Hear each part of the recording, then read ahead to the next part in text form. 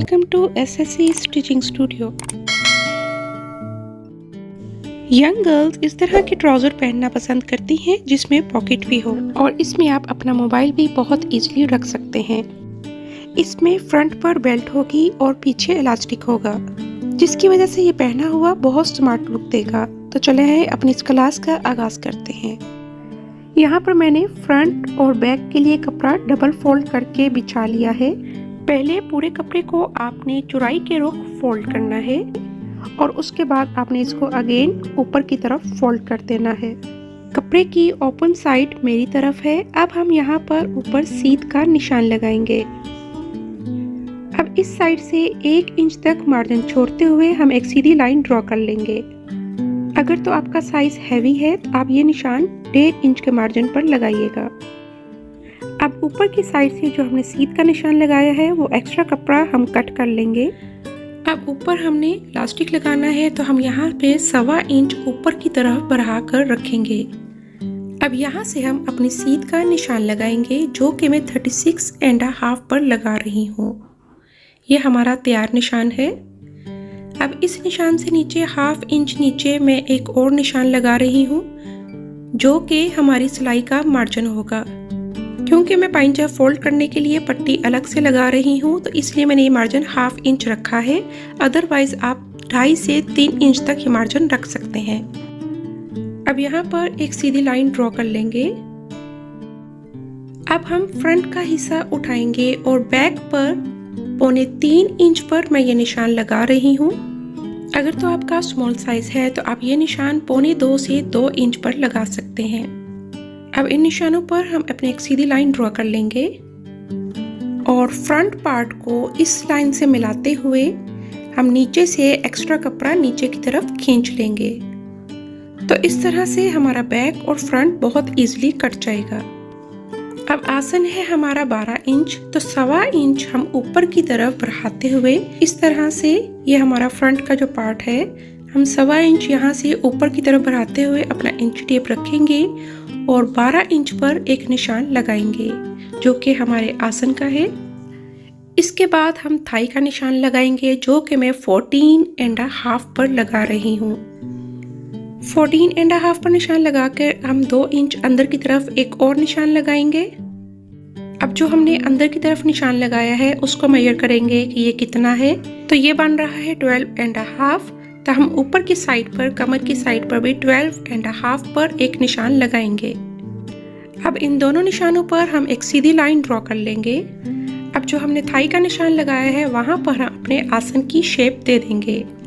अब ये जो 14.5 है इसका हम हाफ लेंगे जो कि बनेगा 7.25 इंच। तो यहाँ पर 7.25 इंच पर एक निशान लगा लूंगी। अब यही 7.25 इंच का निशान हम ऊपर कमर की साइड पर भी लगाएंगे और नीचे पाइंचे की साइड पर भी। अब ऊपर से नीचे इन निशानों पर एक सीधी लाइन ड्रॉ कर लेंगे। अब पाइंचे के लिए हमें निशान लगाना है तो ये मिडल लाइन से 4.25 इंच पर एक साइड पर निशान लगाएंगे और दूसरी साइड पर भी 4.25 इंच पर ही निशान लगाएंगे। अब घुटने से नीचे चूंकि हमें स्ट्रेट लुक चाहिए तो मैं यहाँ पर 11 इंच पर एक निशान लगा रही हूँ और इस निशान पर एक सीधी लाइन ड्रॉ कर लेंगे। अब जो भी आपकी पिंडली का साइज है आप उस हिसाब से लूजिंग मार्जिन छोड़ते हुए निशान लगाएंगे। मैं यहाँ पर 5-5 इंच पर एक निशान लगाऊंगी। ये थोड़ा लूज ट्राउजर है ताकि नमाज पढ़ते हुए और उठने बैठने में कोई प्रॉब्लम ना हो। अब इस कर्व स्केल की मदद से हम इस तरह से निशान लगा लेंगे। पहले पाइंचे के निशान को हम नी के निशान से मिलाएंगे और इसके बाद आसन को हम नी पॉइंट से मिलाएंगे। अब यहाँ पर जरा आपने गौर से देखना है, जो हमारा थाई का निशान था उससे 1/2 इंच नीचे एक निशान लगाएंगे और अपने कर्व स्केल को उस निशान पर रखते हुए हम इस तरह नी के निशान से मिला लेंगे। अब इस नी पॉइंट पर हम अपने स्केल को पलटाएंगे और इसको हल्की सी गोलाई दे देंगे। ये देखिए बहुत अच्छी शेप इससे आती है। अब पाइंचे से आसन तक मैं 1.5 इंच के मार्जिन पर निशान लगाऊंगी और नीचे पाइंचे और नी के निशान को इस तरह से आपस में मिला लेंगे। अब ऊपर आसन और जो हमने मिडल पॉइंट लगाया था इसका मार्जिन बन रहा है 5.25 इंच। अब अब यही 5.25 इंच का निशान हम दूसरी साइड पर भी लगाएंगे। अब ये निशान हम अपने थाई के निशान से मिला लेंगे। ये निशान लगाने से हमारे ट्राउज़र की हिप साइड की शेप बहुत अच्छे से बैठेगी। अब यहाँ से हम बैक के लिए 2.5 इंच बढ़ाकर निशान लगा रहे हैं। अगर तो आपका साइज कम है तो आप ये निशान 2 इंच पर भी लगा सकते हैं। और नीचे से भी आसन की साइड से मैं यहाँ पर 3.25 इंच बढ़ाकर एक निशान लगाऊंगी। अब 1/2 इंच नीचे की तरफ एक निशान लगाया। अब यहाँ पर हमने एक सीधी लाइन ड्रॉ की और आप इस तरह कर्व स्केल की मदद से अपने बैक के आसन को नी के पॉइंट से मिला लेंगे। अब यहाँ पर हमने अपने बैक आसन की गुलाई दे दी। अब हमने बैक के लिए जो एक्स्ट्रा कपड़ा बढ़ा कर रखा था वहाँ पर इस तरह से हम निशान लगा लेंगे। अब हम अपने बैक और फ्रंट की कटाई इकट्ठे ही कर लेंगे। हमें अलग अलग बिछाने की ज़रूरत नहीं पड़ेगी। अब साइड से 1/2 इंच मार्जिन छोड़ते हुए हम इस तरह से अपने निशानों पर कटिंग कर लेंगे और अंदर वाली साइड से हम एग्जैक्ट निशान के ऊपर ही कटिंग करेंगे। पहले मैं बैक के लिए कटिंग कर लूँगी। ये कटिंग करने के बाद मैं अब फ्रंट की कटिंग करूँगी। फ्रंट का पार्ट हमने उठाकर फिर कटिंग करना है क्योंकि फ्रंट और बैक के दोनों इकट्ठे ही बिछे हुए हैं। और आसन की साइड से भी हम इसी तरह पहले बैक की कटिंग करेंगे और उसके बाद फ्रंट पार्ट उठाकर हम उसकी कटिंग करेंगे।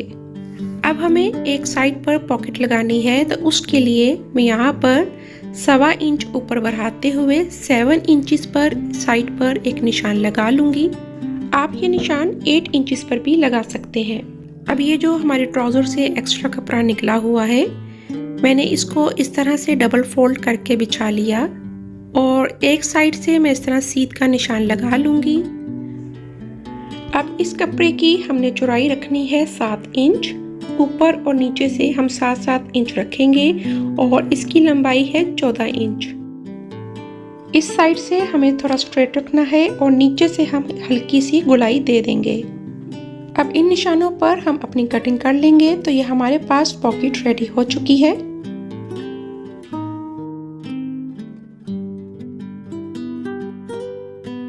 अब हमने इसमें से पॉकेट के एक पीस को लेना है। अब हमने ट्राउज़र पर जो पॉकेट का निशान लगाया था वो वाला पार्ट हम इसके ऊपर इस तरह से बिछाएंगे। अंदर की तरफ हमारी राइट साइड है और बाहर की तरफ हमारी रॉन्ग साइड है। इस तरह से इसके ऊपर एडजस्ट करते हुए अब ये जो हमने निशान लगाया था यहाँ पर हम इस तरह से सिलाई लगाएंगे और ये सिलाई हम इस तरह बाहर की तरफ ले जाएंगे। तो ये देखें मैं सिलाई लगा चुकी हूँ। अब ये जो हमारा कॉर्नर बन रहा है हम यहाँ पर एक छोटा सा कट लगा लेंगे। अब इसको इस तरह से पलटाया और इसको अच्छे से आयरन कर लें। अब इसके ऊपर हम पॉकेट का दूसरा हिस्सा रखेंगे और इस तरह से उसको साथ अटैच करते हुए जो हमारी गुलाई वाली साइड है हम इस तरह पूरा ऊपर से नीचे तक पूरी सिलाई लगा लेंगे। तो ये देखिए मैं ये सिलाई लगा चुकी हूँ। अब मैं इस तरह से ट्राउज़र को सीधा करूँगी और पॉकेट को इस तरह से एडजस्ट करते हुए मैं यहाँ पर इसको पिन अप कर लूँगी ताकि जब हम ट्राउज़र की फाइनल सिलाई लगाएं तो कोई हमें प्रॉब्लम ना आए। अब जो हमने साइड की सिलाई लगानी है हम इस तरह उसका निशान पॉकेट के ऊपर भी लगा लेंगे और इस साइड से जो हमारा कॉर्नर है ये निशान सिर्फ इधर तक आना चाहिए।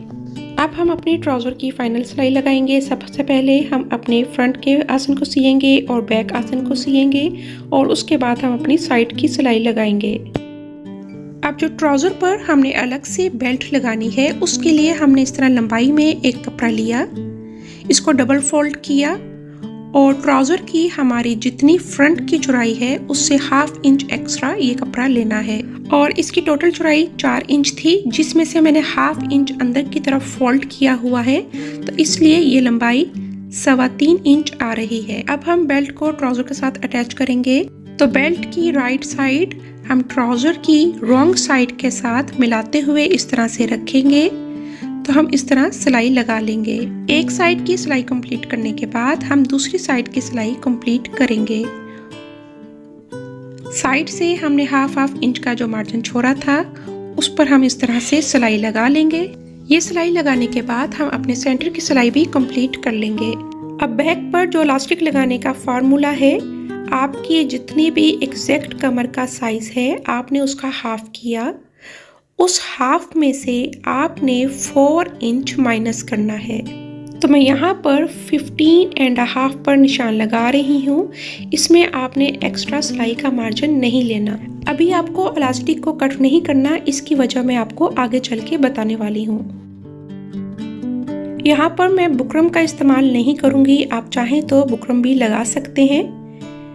अब ये देखें, ये ट्राउज़र की फ्रंट साइड है। इसको हमने एक्स्ट्रा बेल्ट लगाई है उसको इस तरह से ऊपर की तरफ फोल्ड करना है। यहाँ पर हाफ इंच में ऑलरेडी अंदर की तरफ फोल्ड कर चुकी हूँ, तो इसलिए हमें सिर्फ इसको पिन अप करके इसके ऊपर सिलाई लगा लेनी है।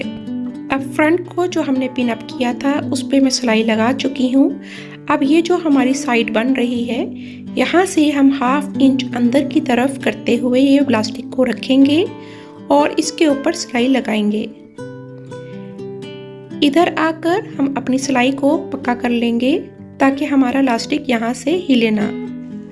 अब यहाँ से हम अपनी बेल्ट को फोल्ड करते हुए अपना इलास्टिक को लगाना स्टार्ट करेंगे। जब हम दूसरे सिरे तक पहुँचने लगें तो हम इलास्टिक को इस तरह से खींचेंगे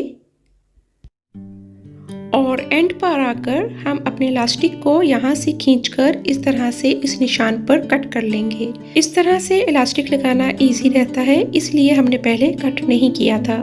अब हम दूसरे सिरे पर भी हाफ इंच फ्रंट साइड पर इसको अंदर की तरफ लाते हुए अपने इलास्टिक को पक्का कर लेंगे। इलास्टिक को पक्का करने के बाद हम यहाँ पर अपने फ्रंट बेल्ट की ऊपर वाली साइड पर सिलाई लगाएंगे। ये सिलाई लगाने के बाद मैंने धागा कट कर लिया था और इलास्टिक को अच्छी तरह खींचकर उसका मिडल करके मैंने इलास्टिक की मिडल की सिलाई लगा ली। इलास्टिक की मिडल की सिलाई लगाने से पहले हमेशा ट्राउज़र का मिडल कर लिया करें ताकि दोनों साइड पर इक्वली चुनेट आ सकें। पाइंचे की साइड पर भी मैंने एक्स्ट्रा कपड़ा लगाकर इसको अंदर की तरफ फोल्ड कर लिया था। तो ये है हमारे ट्राउज़र की फाइनल लुक।